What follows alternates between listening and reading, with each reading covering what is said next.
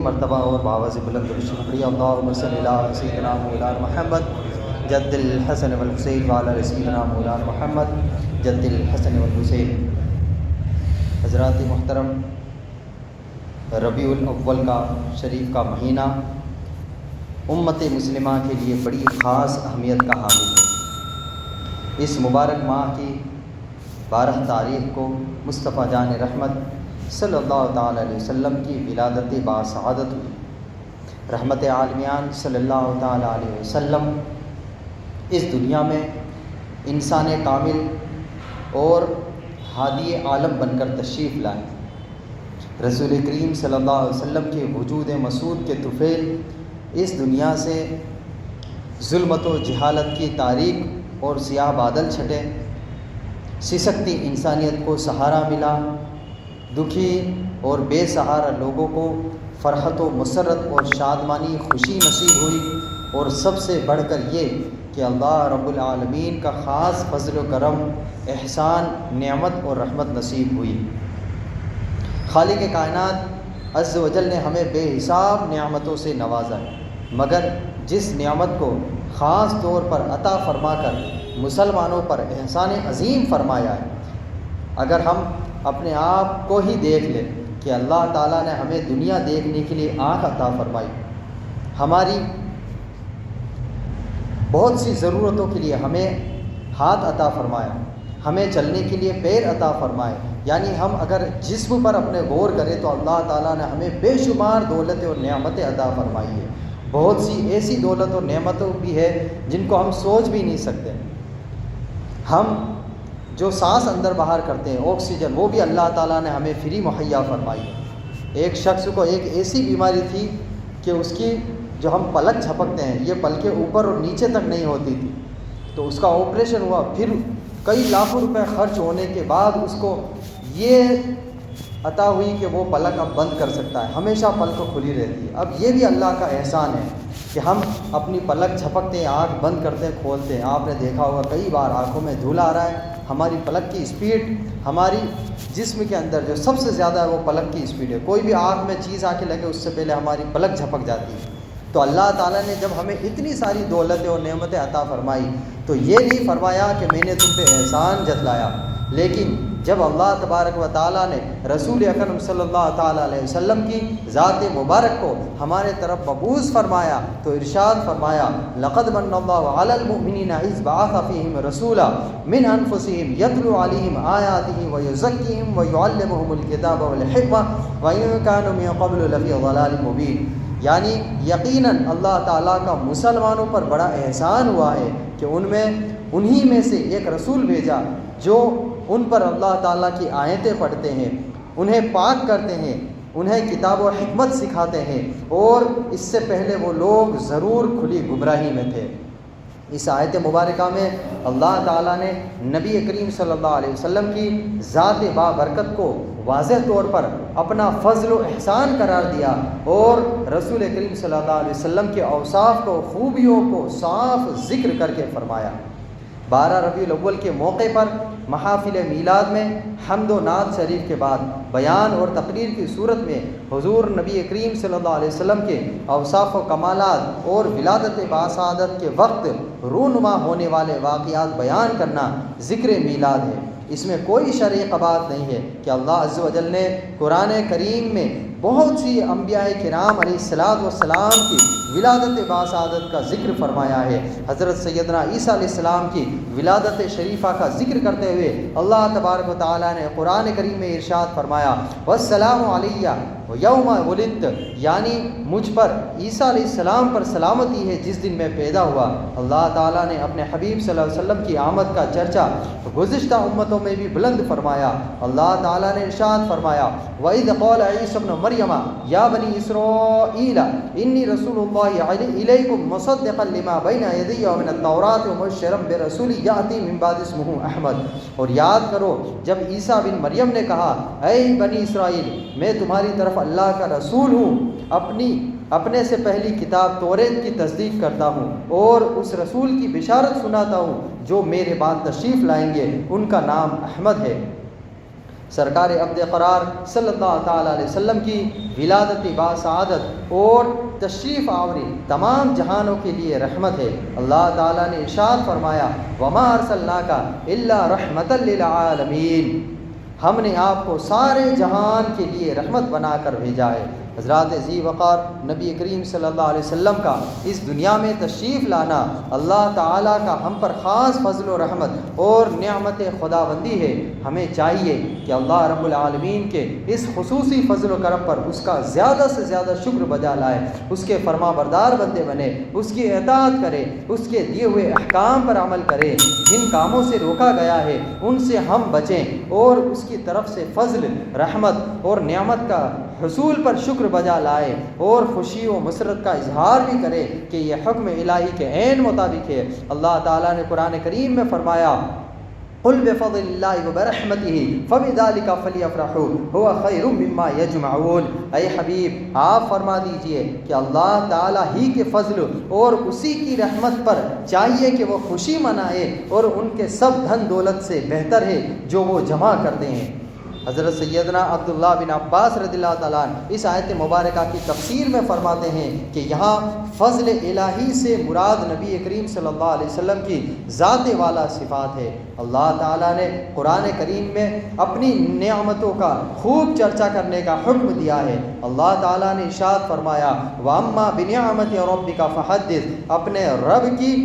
نعمت کا خوب چرچا کرو۔ اب آپ خود ہی بتائیے کہ رحمت عالم صلی اللہ علیہ وسلم کی ذات والا صفات سے بڑھ کر بھلا کون سی نعمت ہو سکتی ہے؟ لہٰذا ہمیں معلوم ہوا کہ دنیا بھر کے مسلمانوں کا ہر سال ماہ ربیع الاول کی 12 تاریخ کو جشن عید میلاد النبی منانا، نہا دھو کر صاف ستھرے کپڑے پہننا، چراغاں کرنا یعنی روشنی کرنا، گھروں پر جھنڈے لگانا، لوگوں کو کھانا کھلانا، پانی کی سبیلیں لگوانا، جلوس نکالنا، اجتماعی ذکر و نعت کا اہتمام کرنا، اور شرعی حدود و قیود کی پاسداری کرنا، یہ سب سے بڑا پوائنٹ ہے کہ ہمیں کوئی بھی ایسا کام ان تمام ایام میں نہیں کرنا جو غیر شرعی ہو، اور شکر نعمت الہی کے طور پر خوشی اور مسرت کا اظہار کرنا شرعاً درست، جائز اور حصول اجر و باعث کا سبب ہے۔ حضرات محترم، بنی اسرائیل کو فرعون سے نجات دلا کر، انہیں دریا کے بیچوں بیچ راستہ دے کر، اور بادل کو ان کے اوپر سائے بنا کر ان پر احسان فرمایا، اور پھر ان کی نسلوں کو یہ احسان یاد رکھنے کے اللہ تعالیٰ نے حکم دیتے ہوئے ارشاد فرمایا یا بنی اسرائیل اذکروا نعمتی التی انعمت علیکم، اے حضرت یعقوب علیہ السلام کی اولاد یاد کرو میرے وہ احسان جو میں نے تم پر کیے ہیں۔ صدر اللہ فاضل علامہ سید محمد نعیم الدین مراد آبادی رحمۃ اللہ علیہ اس آیت مبارکہ کے تحت فرماتے ہیں کہ یاد کرنا یہ ہے کہ اللہ تعالیٰ کی اطاعت و بندگی کر کے شکر بجا لاؤ، کیونکہ کسی نعمت کا شکر نہ کرنا ہی اس کا بھلانا ہے۔ لہذا حضور نبی کریم صلی اللہ علیہ وسلم جیسی عظیم اور بے مثال نعمت و احسان خداوندی کا شکر یہی ہے کہ مصطفیٰ جان رحمت صلی اللہ تعالیٰ علیہ وسلم کا زیادہ سے زیادہ ذکر کیا جائے، سرور کونین صلی اللہ علیہ وسلم کے اوصاف، کمالات اور معجزات کو سنایا جائے، اور اپنے قول و فعل میں یعنی ہم جو کام کر رہے ہیں، ہم جو کہتے ہیں، اس سے محبت مصطفیٰ کا اظہار کیا جائے۔ یہ نہیں کہ ہم صرف زبان سے کہیں اور عمل ہم کچھ نہ کریں۔ حضور سید عالم صلی اللہ علیہ وسلم کے اسوہ حسنہ اور تعلیمات پر بھی عمل کیا جائے، رحمت عالم صلی اللہ علیہ وسلم کی تعظیم و توقیر کی جائے، اپنی نسلوں کو اللہ تعالیٰ کے اس احسان عظیم سے آگاہ کیا جائے، ان کے دلوں میں محبت رسول کی شمع روشن کی جائے۔ اور اس کی سب سے بہتر صورت یہ ہے کہ جشن میلاد کو خوب دھوم دھام سے منایا جائے، کیونکہ جشن عید میلاد النبی وہ واحد مذہبی مناسبت ہے جس میں شکر الہی بجا لانے کی تمام ممکنہ صورتوں پر ایک ساتھ عمل کرنے کا موقع ملتا ہے۔ اس مبارک موقع پر غلامان رسول خوشی اور مسرت کا اظہار کرتے ہیں، اپنی گلی محلوں کو سجاتے ہیں، تلاوت قرآن کریم کرتے ہیں، محافل نعت کا اہتمام کرتے ہیں، ساری رات جاگ کر عبادت کرتے کرتے ہیں، نوافل پڑھتے ہیں، ذکر و اذکار کرتے ہیں، یوم ولادت کی خوشی میں روزہ بھی رکھتے ہیں، اپنے عزیز و اقارب سے ملتے ملاتے ہیں اور ان کی دعوتیں کر کے انہیں عید میلاد کی مبارکباد بھی دیتے ہیں۔ الغرض مختلف صورتوں میں اللہ عز و جل کے احسان عظیم کا عملی طور پر شکر بجا لاتے ہیں۔ لہذا بعض لوگوں کی جانب سے اس نیک اور متعدد سعادتوں کے حامل امر کو شرک و بدعت قرار دینا، اسے حرام کہنا، ہماری آنے والی نئی نسلوں کو دین سے متنفر اور دور کرنے کے مترادف ہے۔ ایسوں کو چاہیے کہ کفر و الحاد اور فتنہ فساد کے اس دور میں دین اسلام کو درپیش چیلنج کو سمجھے اور وقت کے تقاضوں کو پیش نظر رکھے اور شرک و بدعت کی گردان کے کر کے مسلمانوں کو دین اسلام سے مزید دور نہ کرے، بلکہ اپنے کہے ہوئے پر، اپنے موقف پر نظر ثانی کرے، کیونکہ نبی صلی اللہ علیہ وسلم کی میلاد یعنی پیدائش کا دن منانے والے، یعنی جو شخص پیدا ہو سکتا ہے اس کو ہم خدا نہیں کہہ سکتے، اسی لیے نبی صلی اللہ علیہ وسلم کی میلاد منانا، ان کے پیدائش کا دن منانا، ہم خدا کا شکریہ ادا کرتے ہیں نہ کہ خدا مانتے ہیں، اور یہ شرک ہو ہی نہیں سکتا۔ رحمت عالمین صلی اللہ علیہ وسلم کی ولادت کی خوشی منانا خیر و برکت کا موجب ہے۔ یہ ایک ایسا عظیم عمل ہے جس کے کرنے سے دنیا و آخرت کی بھلائی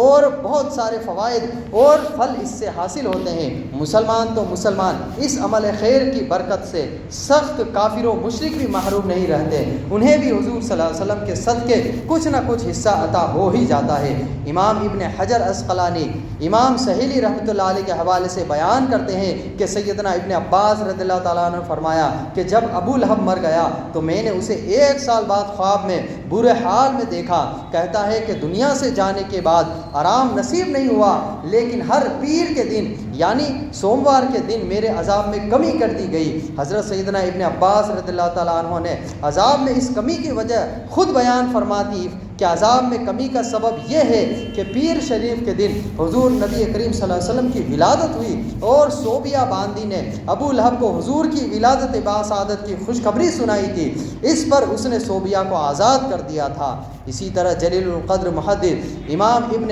جزری رحمۃ اللہ علیہ اس حدیث سے پاک پر تبصرہ کرتے ہوئے فرماتے ہیں کہ جب ابو لہب جیسے کافر کا یہ حال ہے جس کی مذمت میں قرآن مجید میں ایک پوری سورہ نازل ہوئی ہے، حضور نبی کریم صلی اللہ علیہ وسلم کی ولادت کی خوشی کا اظہار کرنے پر اس کے عذاب میں کمی کی جاتی ہے، تو نبی کریم صلی اللہ علیہ وسلم کے اس امتی جو توحید و رسالت کا دم بھرنے والے مومن مسلمان کی جزا کا حال کیا ہوگا جو حضور اکرم صلی اللہ علیہ وسلم کی ولادت کی خوشی مناتا ہے۔ میلاد النبی کے محفلوں اور اجتماعی ذکر و نعت میں مصطفیٰ جان رحمت صلی اللہ علیہ وسلم کے اوصاف و کمالات کا ذکر خیر ہوتا ہے۔ ولادت پاک کا ذکر کرنا، بوقت ولادت نور رونما ہونے والے واقعات بیان کرنا خود تاجدار رسالت صلی اللہ علیہ وسلم سے بھی ثابت ہے۔ صحابی رسول سیدنا بعیر رضی اللہ تعالیٰ عنہ،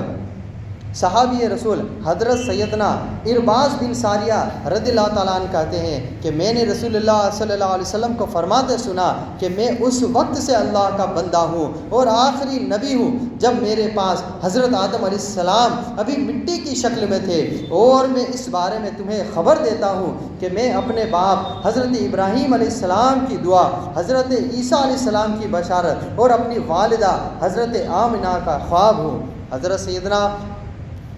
ارباز بن ساریہ رضی اللہ تعالیٰ عنہ کہتے ہیں کہ جس طرح گزشتہ انبیاء کی ماؤں نے خواب دیکھا، رسول اللہ صلی اللہ علیہ وسلم کی والدہ نے بھی آپ صلی اللہ علیہ وسلم کی ولادت باسعادت کے وقت ایک ایسا نور دیکھا جس کی بدولت ملک شام کے محلات اور ان پر روشنی ہو گئی۔ پھر صحابہ رسول نے سورہ احزاب کی یہ آیت تلاوت فرمائی، یا ایھا النبی انا ارسلناک شاہدا ومبشرا ونذیرا وداعیا الی اللہ باذنہ وسراجا منیرا۔ اے غیب کی خبر دینے والے نبی، یقیناً ہم نے آپ کو حاضر گواہ اور خوشخبری دیتا اور ڈر سناتا، اللہ کے حکم سے اس کی طرف بلانے والا اور چمکا دینے والا آفتاب بنا کر بھیجا۔ لہذا ذکر میلاد کرنا قرآن و حدیث کے ان مطابق ہے، اور یہ عمل خیر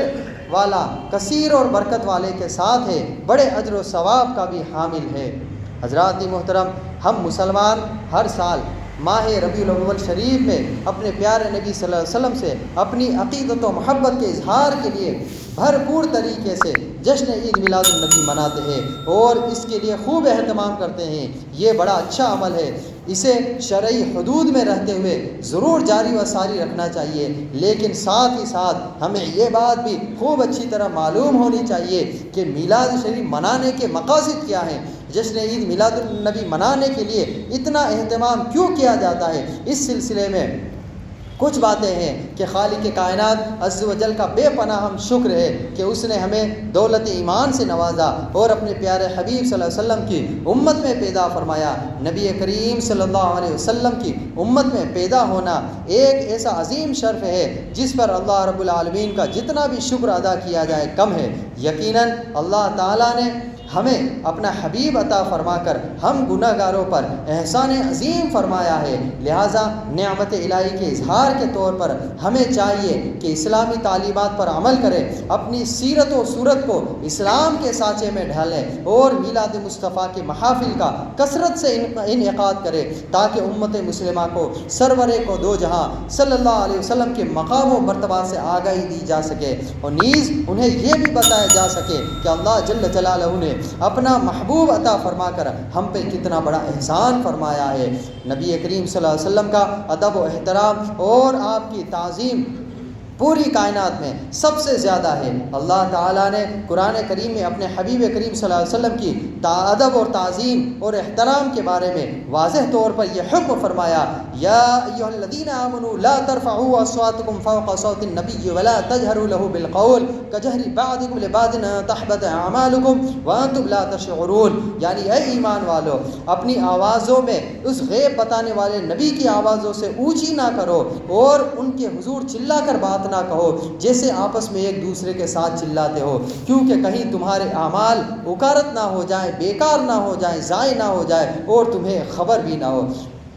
صدر اللہ فاضل علامہ سید نعیم الدین مراد آبادی رحمۃ اللہ علیہ فرماتے ہیں کہ اس آیت مبارکہ میں حضور صلی اللہ علیہ وسلم کے اجلال و اکرام اور ادب و احترام کی تعلیم فرمایا گیا ہے اور ہمیں حکم دیا گیا ہے کہ ندا کرنے میں، آواز دینے میں ادب کا پورا لحاظ رکھیں، جیسے آپس میں ایک دوسرے کو نام لے کر پکارتے ہیں اس طرح سے نہ پکاریں، بلکہ کلمات ادب اور تعظیم و توصیف اور تکریم و القاب و عظمت کے ساتھ عرض کریں جو عرض کرنا ہے کہ ترک ادب سے نیکیوں کے برباد ہونے کا اندیشہ ہے۔ غیر شرعی امور سے پاک جشن میلاد النبی کا ایک مقصد حضور نبی اکرم صلی اللہ علیہ وسلم کی تعظیم، ادب و احترام بجا لانا اور لوگوں کو اس سلسلے میں آگاہی دینا بھی ہے۔ مفسرین قرآن شیخ اسماعیل حقی رحمۃ اللہ علیہ تفسیر روح البیان میں فرماتے ہیں کہ میلاد شریف منانا حضور صلی اللہ علیہ وسلم کی تعظیم میں سے ہے جبکہ وہ منکرات یعنی غیر شرعی امور سے پاک ہو۔ امام سیوطی رحمۃ اللہ علیہ نے فرمایا کہ ہمارے لیے رسول اللہ صلی اللہ علیہ وسلم کی ولادت باسعادت پر اظہار کرنا شکر اور مستحب ہے ہمارے لیے۔ ہمیں چاہیے کہ ہم عید میلاد النبی کے موقع پر ہم اپنی آنے والی نسلوں کو اور جہاں تک ہو سکے ہم جن بھی لوگوں میں بیٹھتے ہیں ہم اسلام کا ایک ایسا نمونہ پیش کریں کہ ہمیں دیکھ کر وہ کہے کہ واقعی میں یہ نبی صلی اللہ علیہ وسلم کی وہ امت ہے جو اتنی باکمالات اور عظمت والی امت ہے اور عظمت والے نبی کے یہ ماننے والے ہیں۔ اگر ہم غیر شرعی امور کو زیادہ سے زیادہ ظاہر کریں گے تو ہمارا بھی نام بدنام ہوگا اور ہم نبی کی عزت و تعظیم بھی نہیں بجا لائیں گے بلکہ اس میں کمی کریں گے جو ہمارے لیے کسی بھی طرح جائز نہیں ہے۔ ہم عید میلاد النبی کا جشن ہو یا ان تمام امور میں کسی بھی طرح کوئی بھی غیر شرعی امور سے بچے۔ اکثر یہ میلاد النبی کے موقع پر دیکھا جاتا ہے کہ ہم